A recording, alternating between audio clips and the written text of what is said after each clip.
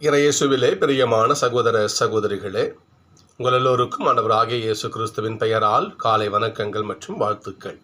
நான் உங்கள் அகஸ்டின் வேதியர். இன்று செப்டம்பர் மாதம் 17ஆம் தேதி 2025ஆம் ஆண்டு. ஆண்டவரின் மடியில் 5 நிமிடங்கள். ஒரு இளைஞன் என்ன பண்ணுறான், ஊரை சுற்றி பார்க்கலான்னு அப்படியே போகிறான். ஒரு காட்டு பக்கம் போகிறான். அங்கே அழகான குயில் அழகாக பாடுது. அதோடைய ஓசை அப்படியே பாடல் போல் மிக அருமையாக அந்த ஒலி கேட்குது. இவன் குயிலை பார்க்குறான். அது மரத்தில் உட்காந்துருக்குது. அந்த குயில்கிட்ட இவன் சொல்கிறான், குயிலே நீ அழகாக பாடுற, ஆனால் நீ கருப்பாக இருக்கிற, அதனால் நீ அழகில் சிறப்பு இல்லைங்கிற மாதிரி சொல்கிறான். திரும்ப தன்னுடைய பயணத்தை தொடர்றான். அப்படியே அங்கே அழகாக ஒரு பூங்கா இருக்குது. நிறைய செடிகள் மலர்கள் எல்லாம் பூத்து குலுங்குது. அங்கே போகிறான். பார்த்தா ரோஜா செடி, அழகாக ரோஜா பூ அப்படியே கொத்து கொத்தாக ரோஜா பூ பூத்து இருக்குது. அப்படி அந்த செடிக்கிட்ட பேசுகிறான். ரோஜா செடி, நீ அழகாக பூத்துருக்குற, உன் அழகாக பார்க்கறதுக்கு கோடி கண்ணு வேணும், ஆனால் நீ முள்ளாக இருக்கிற, அதனால் நீ கூட சரியில்லை அப்படின்றான். திரும்ப அப்படியே பயணம் தொடர்றான். அங்கே கடல் அப்படியே நீல வண்ண போர்வையை போத்துற மாதிரி ஃபுல்லாக அவ்வளோ நீளமும் அப்படியே அதோட அலைகள் வர்றது அவ்வளோ அழகாக, அந்த கடல் அலை ஓசைகள்லாம் அழகாக இருக்குது.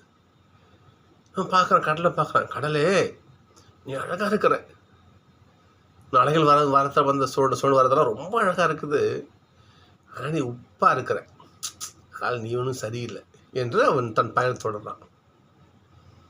அப்போது வானம் அவனை பார்த்து சொல்லுது, எப்பா நீ கூட அழகாக தான் இருக்கிற, ஆனால் எது உங்கள்கிட்ட அழகாக இல்லைன்னா எல்லார்கிட்ட இருக்கிற குறையும் சொல்லியிருக்க பாரு,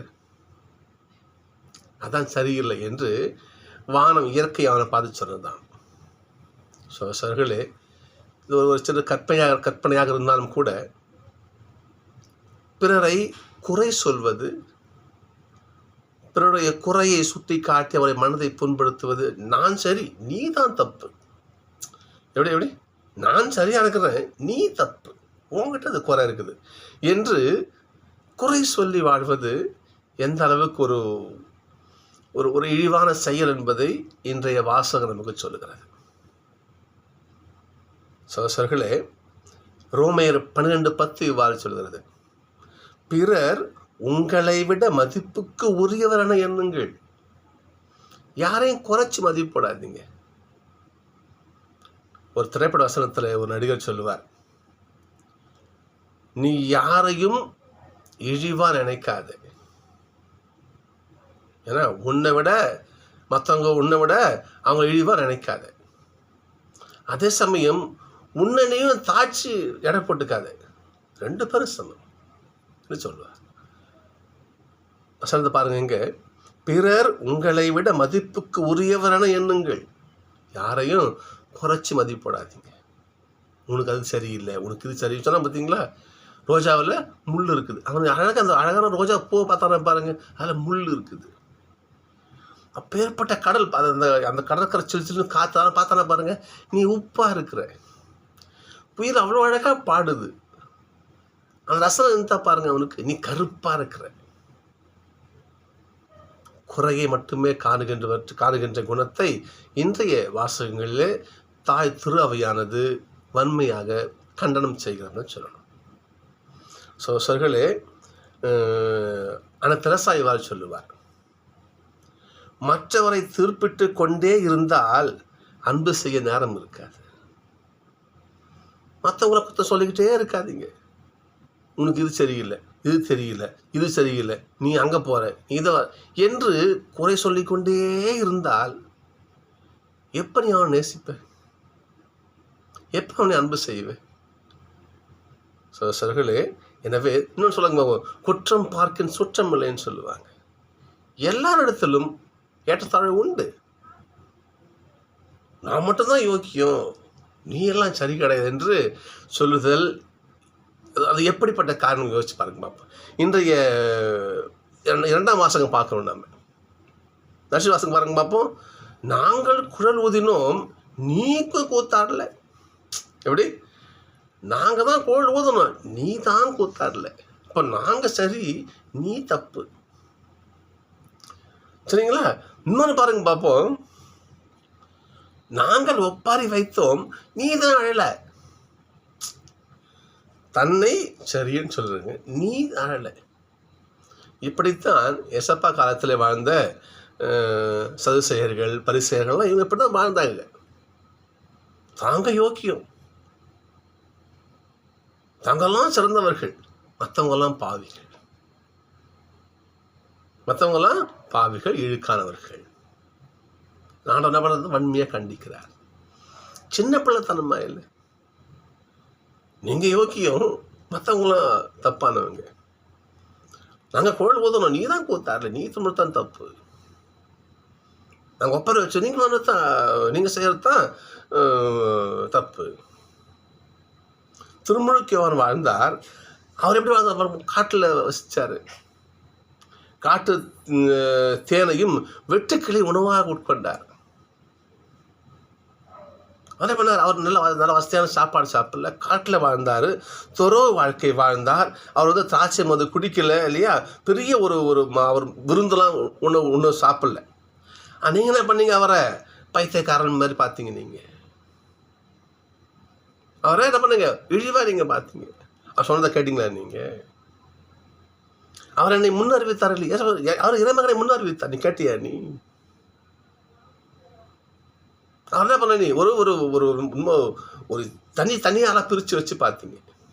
சரி, அவர் வசதியான வாழ்க்கை வாழலை, நல்ல சாப்பாடு சாப்பிடல இல்லையா, காட்டில் வசித்தார், மக்களை விட்டு பிரிஞ்சு வசித்தார். அவரை நீங்கள் ஏளனமாக பார்த்தீங்க. சரி, ஆனால் இப்போ இறைமகன் உங்கள் கூட ஊரில் வசிக்கிறாரு, நல்ல சாப்பாடு சாப்பிட்றாரு, நல்லா உண்றாரு, குடிக்கிறாரு, எல்லாம் பண்ணுறாரு. என்ன பண்ணுறீங்க? நீங்கள் அவர் பெருந்தீனிக்காரன், பெருந்தீனிக்காரன், தீனு தின்றவன்னு சொல்கிறீங்க. அப்போ எப்படி தானே இருக்கணும் மனுஷன்?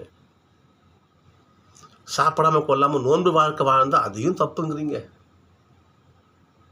நல்லா சாப்பிட்டு மக்களோட சகஜமாக வாழ்ந்தால் இதுவும் பெருந்தீனிக்காரங்கிறீங்க. அப்போ எப்படி தானே மனுஷன் வாழறது? எப்படி வாழ்ந்தாலும் ஒரு மனுஷனை குறை சொல்லிக்கிட்டே இருந்தால் எப்படி மனுஷன் வாழ முடியும்?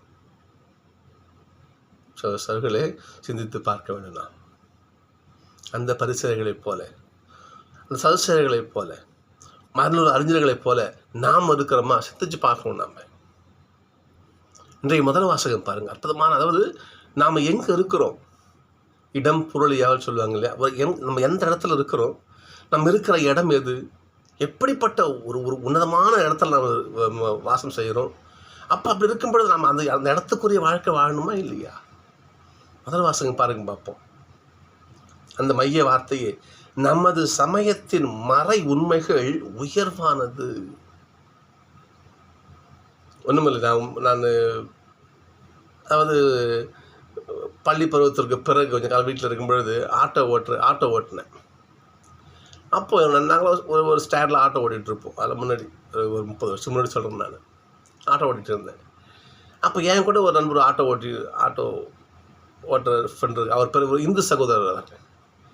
அவர் கேட்டார், என்ன அகஸ்டின், சண்டே என்ன பண்ணுவீங்க நீங்கள் அப்படின்னு அவர் கேட்டார். அப்போ நான் சொன்னேன், சண்டே காலைல சர்ச்சுக்கு போவோம்ப்பா, நாங்கள் போய் பூசை பங்கெடுப்போம். சரி, அப்புறம் வீட்டுக்கு இருக்கிறது கறிமீன் ஆகி சாப்பிட்டு ஒரு சினிமாவுக்கு போவோம் அப்படின்னு சொன்னேன். உடனே இந்து சகோதரர் ஒரு வார்த்தைக்காரர் ரொம்ப இன்றைக்கி இருக்கும், அதிசயமாகவே இருக்கும். சினிமாவுக்கா? கிறிஸ்தவங்க சினிமாலாம் பார்ப்பீங்களா அப்படின்னு கேட்டார்.